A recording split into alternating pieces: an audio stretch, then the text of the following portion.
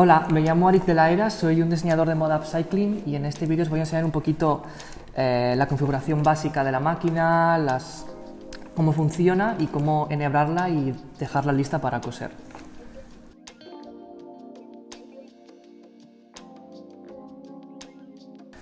Las máquinas de coser cosen tanto por arriba como por abajo. Eso quiere decir que necesitan hilo por arriba y por abajo.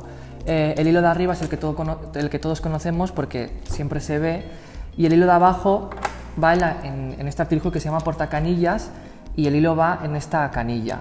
Entonces la máquina, a la hora de funcionar, hace como una especie de nudo con el hilo de abajo y el hilo de arriba. Y ahora os voy a enseñar cómo se rellena de hilo una canilla y cómo se enhebra una máquina para dejarla lista para coser. Para rellenar nuestra canilla de hilo simplemente tenemos que tener el hilo aquí puesto y tenemos que pasarlo primero por el primer paso y después por este de aquí. Entonces tenemos que meter el hilo por uno de los agujeritos de la canilla,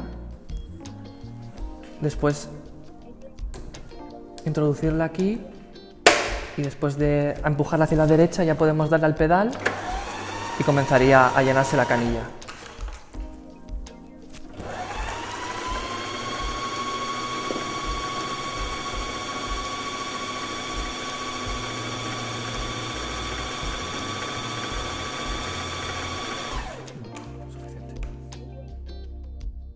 Una vez que tenemos nuestra canilla llena de hilo, hay que ponerla en el portacanillas. Simplemente hay que introducirla y el hilo que sobra hay que pasarlo por esta especie de pasillito y se introduce el portacanillas dentro, se cierra la tapa y ahora tocaría enhebrar la máquina.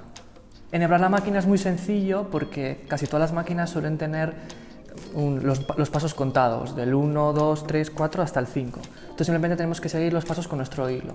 Primero por el paso número 1, luego bajamos por el 2, volvemos hacia arriba por el 3, el 4 lo pasamos por esta y finalmente en el 5 lo que tenemos que hacer es enhebrar el hilo a la aguja.